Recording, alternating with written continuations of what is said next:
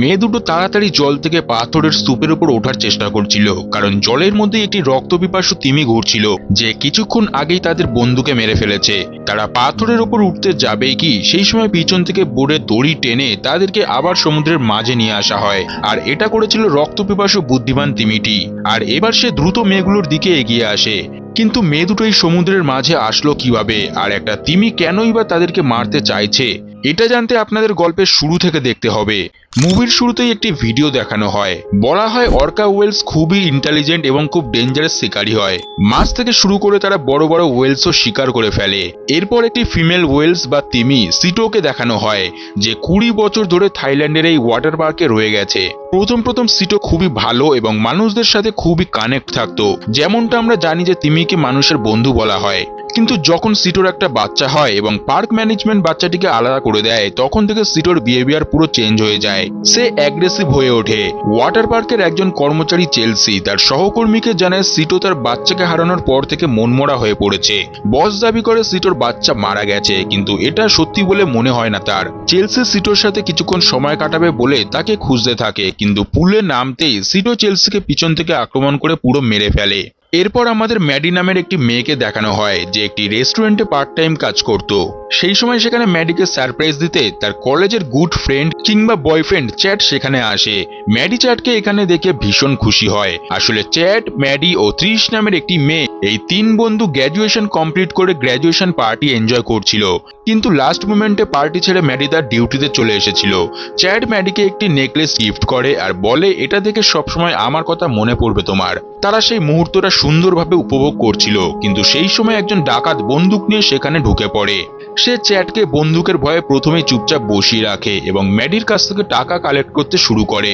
কিন্তু ডাকাতটি এতটুকুতেই সন্তুষ্ট ছিল না। সে ম্যাডির গলার নেকলেস থেকে সেটিও দিতে বলে। তাই এবার চ্যাট রেখে ডাকাতকে মারতে তার উপর ঝাঁপিয়ে পড়ে। কিন্তু ডাকাতটি চ্যাটকে গুলি করতে গেলে ম্যাডি বন্দুক ধরে ফেলে, আর সেই হস্তাহস্তিতে একটি গুলি চলে ম্যাডির কানের পাশ থেকে বেরিয়ে যায়। এতে ম্যাডির শ্রবণ শক্তি পুরো নষ্ট হয়ে যায়। চ্যাট কোনোভাবে ডাকাতটির হাতে একটি গুলি চালিয়ে দেয়, আর ডাকাত বন্দুক ও টাকার ব্যাগ নিয়ে সেখান থেকে পালিয়ে যায়। যাওয়ার সময় তার হাত থেকে একটা নোট ও ম্যাডির সেই গলার নেকলেসটি পড়ে যায়। চ্যাট নেকলেসটি তুলে আবার ম্যাডির হাতে দিয়ে দেয়, আর তখনই ডাকাতটি তার গাড়ি দিয়ে চ্যাটকে ধাক্কা মেরে বেরিয়ে যায়। এতে চ্যাট তখনই মারা যায়। এরপর 1 বছর কেটে যায়। ম্যাডি ডিউটিতে যাওয়ার জন্য রেডি হচ্ছিল। তার শ্রবণ শক্তি নষ্ট হওয়ায় তাকে এখন কানে সবসময় একটি যন্ত্র লাগিয়ে রাখতে হয়। 1 বছর পর ম্যাডির বেস্ট ফ্রেন্ড ট্রিস তার বাড়িতে আসে। আসলে ট্রিস একজন সোশ্যাল মিডিয়া ইনফ্লুয়েন্সার। সে অন্য জায়গা থেকে এডিটিং নিয়ে পিএইচডি করত। ম্যাডিকে সে মাঝে মধ্যেই কল করত, কিন্তু ম্যাডি সেই দুর্ঘটনার পর থেকে একা হয়ে কারোর সাথে যোগাযোগ করতে চাইতো না। তাই এত বছর পর দুজনকে দেখে ভীষণ খুশি হয়। তাদের অনেক দিন থেকে রয়ে যাওয়া ঘুরতে যাওয়ার প্ল্যানটি এবার ত্রিশ সম্পন্ন করতে চায়। তাই ত্রিশ ম্যাডিকে বলে 7 দিনের জন্য কাজ ছুটি নিয়ে নিতে। ব্যাকপ্যাকিং এর সময় ম্যাডি চ্যাটের সেই গিফটগুলো দেখে আবার চ্যাটের কথা ভাবতে থাকে এবং সেই দুর্ঘটনার কথা মনে করে আবার হতাশ হয়ে পড়ে। কিন্তু ত্রিশ ম্যাডিকে বলে, আমরা ছোটবেলা থেকেই একসাথে আছি, কত কঠিন মুহূর্ত দুজন পার করে ফেলেছি, আর এবারও আমরা এই সময়টা পার করে ফেলবো, কারণ আমরা একজন ফাইটার গার্ল। তাই সবকিছু ভুলতে ট্রিস ম্যাডিকে নিয়ে থাইল্যান্ড পৌঁছে যায়। সেখানে তারা ভীষণ এনজয় করে। পুলে থাকাকালীন ম্যাডি জানতে পারে ট্রিসের ফোনটি ওয়াটারপ্রুফ এবং ম্যাডি ট্রিসকে জিজ্ঞাসা করে সে তার পিছনে এত পয়সা কেন খরচ করছে। ট্রিস বলে এমনি, কারণ ম্যাডি তার বেস্ট ফ্রেন্ড এবং সে তাকে সবসময় খুশি দেখতে চায়। এরপর তারা বিচে চলে আসে। সেখানে একটি মহিলা বিক্রেতার থেকে ট্রিস দুটো ওয়েল ব্যাচ কেনে। আসলে ম্যাডি ও চ্যাট সবসময় সিটোকে নিয়ে কথা বলতো। তারা সিটোকে দেখতে আসার প্ল্যানও করেছিল। তাই ট্রিস সিটোর কথা তুলতেই ম্যাডি খুশি না হয়ে সেখান থেকে চলে যায়। ট্রিস যখন ম্যাডিকে জিজ্ঞাসা করে কি হয়েছে, তখন ম্যাডি জানে সিটোকে তারা হাসি খুশি অবস্থায় সমুদ্রে দেখতে চেয়েছিল, কিন্তু পার্ক ম্যানেজমেন্ট তাকে 20 বছর ধরে বন্দি করে রেখেছে, আর এই অবস্থায় সে সিটোকে কোনোদিন দেখতে চায়নি।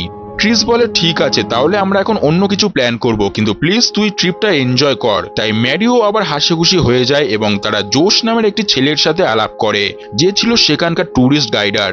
ট্রিস জোসের কাছ থেকে প্যাডিং শেখানোর কথা বলে। জোস জানায় হয়ে যাবে। তখন ম্যাডির নজর পড়ে সেই ওয়াটার পার্কের পোস্টারের ওপর, যেখানে সিটো বন্দি আছে। জোস সিটোর ব্যাপারে সবটা জানতো এবং 20 বছর ধরে সিটোকে একা বন্দি রেখে ম্যানেজমেন্টের পয়সা কামানোটা জোসের একদম পছন্দ নয়। ম্যানেজমেন্টকে লোভী বলে জোস সেই পোস্টারও ছিঁড়ে ফেলে দেয় এবং রাতে সিটোকে ফ্রিতে দেখবে বলে প্ল্যান করে। ম্যাডিও এবার নিজের মুড চেঞ্জ করে রাজি হয়ে যায়। তাই রাত হতেই তারা ড্রিঙ্ক করে ওয়াটার পার্কে লুকিয়ে লুকিয়ে ঢুকে পড়ে। ট্রিস ও জোস বাইরে বাইরে ওয়েট করে বা রোম্যান্স করে, আর ম্যাডি সিটোকে দেখতে ভিতরে চলে আসে। সিটোর এমন অবস্থা দেখে ম্যাডি প্রচন্ড দুঃখ পায় এবং তার উপর সিম্পেথি দেখাতে থাকে। ম্যাডি ট্রিস ও জোসকেও ভিতরে ডাকে, কিন্তু সেই সময় সেখানকার একজন ক্লিনার ভুলবশত সেই সিটোর ট্যাঙ্কে পড়ে যায় আর সিটো তাকে পুরো মেরে ফেলে। ম্যাডি পিছনে ঘুরলে ট্যাঙ্কের লাশ দেখে প্রচন্ড ভয় পেয়ে যায় এবং দৌড়ে বাইরে চলে যায়। সে ত্রিসকে সবকিছু বলার আগেই একজন গার্ড তাদেরকে দেখে ফেলে। তারা দ্রুত সেখান থেকে পালিয়ে যায়। গার্ড তাদের তাড়া করেও ধরতে পারেনি। শেষে ম্যানেজমেন্ট থেকে গার্ডকে জানানো হয় দ্রুত সিটোকে অন্য জায়গায় ছেড়ে আসো, কারণ এই নিয়ে এখানে অনেকের মৃত্যু হলো। সকাল হতেই দেখা যায় তারা সারা রাত এই বিচেই কাটিয়েছে। ত্রিস ম্যাডিকে জানায় তার জন্য একটা বিশেষ সারপ্রাইজ আছে। জোস জেটস্কি করে তাদের একটি আইসোলেটেড আইল্যান্ডে নিয়ে যায়। আইল্যান্ডের সৌন্দর্য দেখে ম্যাডি মুগ্ধ হয়ে যায় আর জিজ্ঞাসা করে এত সুন্দর জায়গায় কাউকে দেখা যাচ্ছে না কেন। জোস জানায় 2 বছর আগে এখানে একটি দুর্ঘটনা ঘটেছিল, তারপর থেকে লোক এখানে আসা বন্ধ করে দেয় এবং এই জায়গাটা শ্রাপিত বলে মনে করে। এদিকে ত্রিসকে দেখা যায় তার সোশ্যাল মিডিয়ার জন্য লাখ লাখ ফটো তুলছে সে। জোস বলে এখন এনজয় করার সময়, তাই ত্রিসের হাত থেকে ফোন কেড়ে জোস তার জেটস্কিতে ঢুকিয়ে রাখে। কিন্তু ট্রিস ম্যাডির ফোনটা লুকিয়ে লুকিয়ে তার সাথে নিয়ে নেয়। এবার তারা ম্যাডিকে একটি হাওয়াই নৌকাতে ভাসিয়ে দুজন জেটস্কির রাইড এনজয় করতে শুরু করে। জোস ট্রিসকে নিয়ে পাথর দিয়ে ঘেরা দ্বীপটিতে ঘুরছিল, তখনই কিছু একটা জিনিসে ধাক্কা লেগে দুজন ছিটকে জলে পড়ে। ট্রিসের হাত থেকে ম্যাডির ফোনটাও হারিয়ে যায়, কিন্তু ট্রিস কোনোভাবে ম্যাডির ফ্লোটিং নৌকাতে উঠে পড়ে। জোস তার জেটস্কিটা আনতে যায়, কিন্তু তখনই একটি বড় তিমি, যে কিনা সিটো ছিল, তার লেজ দিয়ে পুরো জেটস্কিটা উল্টে দেয় আর জোসকে জলের তলায় ডুবিয়ে নেয়। জস কোনোভাবে তাড়াতাড়ি ফ্লোটিং নৌকাতে ওঠার চেষ্টা করে, কিন্তু সিটো এবার পুরোপুরি জসকে টেনে নেয় এবং তাকে মেরে ফেলে। এটা থেকে মেয়ে দুটো ভয়ে শিউরে ওঠে। তারা ঠিক করে যেভাবেই হোক আমাদের ওই পাথরের উপর উঠতেই হবে, কারণ জলে তারা একদমই সেফ নয়। তারা একদম আস্তে আস্তে জল টেনে সামনের দিকে এগোতে শুরু করে। তখনই সিটো তাদের সামনে এসে জসের রক্ত ছিটিয়ে দেয়। তারা ভয়ে এবার তাড়াতাড়ি হাত চালাতে শুরু করে। প্রায় পাথর অব্দি পৌঁছে গেছিলই কি তখনই নৌকার দড়িটা পিছন থেকে টানতে শুরু হয়। তারা আবার জলের একদম মাঝখানে চলে আসে। বুদ্ধিমান অ্যাগ্রেসিভ সিটো যেন তাদেরকে এখান থেকে বেঁচে ফিরতে দেবেই না, কারণ সিটোর সাথে ওয়াটার পার্কে এত বছর ধরে যা হয়েছে তারপর থেকে মানুষের প্রতি সে হিংস্র হয়ে উঠেছে। ম্যাডি বলে আমাদের সাঁতার কেটেই পাথরের কাছে যেতে হবে, আর কোনো উপায় নেই। তাই সিটো একটু দূরে যেতেই সুযোগ বুঝে তারা জলে ঝাঁপিয়ে পড়ে। ট্রিস তো কোনো দিক না তাকিয়ে সাঁতার কাটতে শুরু করে, কিন্তু ম্যাডি কোনোভাবে সামনে যেতে পারেনি, তাই সে আবারও নৌকাতে উঠে পড়ে। এদিকে ট্রিসকে জলে পেয়ে সিটো দ্রুত তাকে মারতে এগিয়ে যায়, কিন্তু ট্রিস অনেক কষ্টে সেই পাথরের ওপর উঠে পড়ে। এদিকে ম্যাডি এবার প্রথমে তার ব্যাগটা ট্রিসের কাছে ছুড়ে দেয়, কিন্তু নিজে ট্রিসের কাছে আসার আগেই সিটো আবারও দড়ি টেনে নৌকাটি লিক করে দেয়। ম্যাডি তাড়াতাড়ি নৌকা থেকে ঝাঁপিয়ে সাঁতার কাটতে শুরু করে, আর ট্রিস হাত বাড়িয়ে তাড়াতাড়ি ম্যাডিকে উপরে টেনে নেয়, কারণ আরেকটু হলেই সিটো ম্যাডিকে মেরে ফেলতো। এই পাথরের আঘাতে দুজনেরই পায়ে কম বেশি কেটে গেছিল, তাই ম্যাডি তার ড্রেসটি ছিঁড়ে ট্রিসের থায়ে বেঁধে দেয় এবং ট্রিসও ম্যাডির পায়ে এক টুকরো কাপড় বেঁধে দেয়। তারা এটা বুঝতে পারছিল না যে সিটো ওয়াটার পার্ক থেকে এখানে আসলো কিভাবে। তখন তাদের রাতের ওয়াটার পার্কের ঘটনাটা মনে পড়ে। তারা গেস করে সম্ভবত এই কারণে ম্যানেজমেন্ট সিটোকে এখানে ছেড়ে গেছে, যেটা আসলেই সত্যি ছিল। ম্যাডি বলে সাধারণত কোনো ওয়ার্কাওয়েলস মানুষদের ওপর আক্রমণ করে না, তার মানে সিটো এখনো নিজেকে ওয়াটার পার্কে বন্দি ভাবছে। ট্রিস বলে সিটো তার আসল জায়গায় চলে এসেছে, কিন্তু আমরা এবার ফেসে গেছি। জেটস্কিও জলের তলায় ডুবে আছে, যার মধ্যে তাদের ব্যাগ রয়েছে। তাদের কাছে কোনো খাবার ছিল না, তাই ম্যাডি তার ব্যাগ থেকে একটি চুইংগাম বের করে এবং সেটা দিয়েই আপাতত খিদে মিটিয়ে নেয়। ম্যাডি জানায় তার হেয়ারিং ডিভাইসের ব্যাটারিও জলে পড়ে গেছে, কিন্তু লাকিলি তার কাছে একটি প্লাস্টিক ব্যাগ ছিল। ট্রিস জানায় এটার ভিতরে হাওয়া ভরে 5 থেকে 6 ঘন্টা রোদে রাখলে এর ভিতরে ফ্রেশ জল জমা হবে। কিছু সময় পর অনেকটা দূরে একটি বোট যাচ্ছিল। দুজনে জোরে জোরে সাহায্যের জন্য ডাকতে থাকে, কিন্তু এতে কোনো লাভ হয়নি। দেখা যায় সিটো এখনো তাদের চারপাশে ঘুরে বেড়াচ্ছে। কিছু সময় পর জসের কাটা হাত জলে ভেসে আসে। ম্যাডি জল টেনে জসের হাত থেকে টর্চ লাইটটা নিয়ে নেয় এবং রাতে সেটা জ্বালিয়ে নিজেদের ফোকাস করতে থাকে, কিন্তু তাও কোনো লাভ হয়নি। তারা সেখানে 2 রাত কাটিয়ে ফেলে। সকালে উঠতেই তারা দেখে প্লাস্টিক ব্যাগটির ভেতরে সামান্য পরিমাণ ফ্রেশ জল জমা হয়েছে। দুজন অল্প অল্প করে সেই জল পান করে নেয়, কিন্তু খিদের জ্বালায় তারা আর থাকতে পারছে না। সেই সময় ম্যাডির মনে পড়ে পাথরের উপর ওঠার সময় ঝিনুকে লেগে তার পা কেটে গেছিল, তাই ট্রিস ওপর থেকে ম্যাডির পা চেপে ধরে রাখে এবং ম্যাডি ঝিনুক খুঁজতে জলের তলায় হাঁচা করতে থাকে। তখনই তখনই সেখানে সিটোকে দেখে ম্যাডি ঘাবড়ে গিয়ে জলে পড়ে যায়। সে কোনোভাবে সিটোর থেকে বেঁচে ঝিনুক নিয়ে আবারও পাথরের উপর উঠে পড়ে। তারা এবার খিদের জ্বালায় কাঁচা কাঁচা ঝিনুকের মাংস খেতে শুরু করে। ম্যাডি ভাবে এখান থেকে তারা নাও বেঁচে ফিরতে পারে। তাই চ্যাডের শেষ স্মৃতি, যেটা বহু বছর ধরে সে নিজের কাছে রেখেছিল, সেটা এবার জলে বিসর্জন দিয়ে দেয় সে এবং আবারও ইমোশনাল হয়ে পড়ে। ট্রিসও ইমোশনাল হয়ে ম্যাডিকে বলে, তোকে এখানে আনাই আমার উচিত হয়নি, আমার কারণে তুই এখানে ফেসে গেছিস।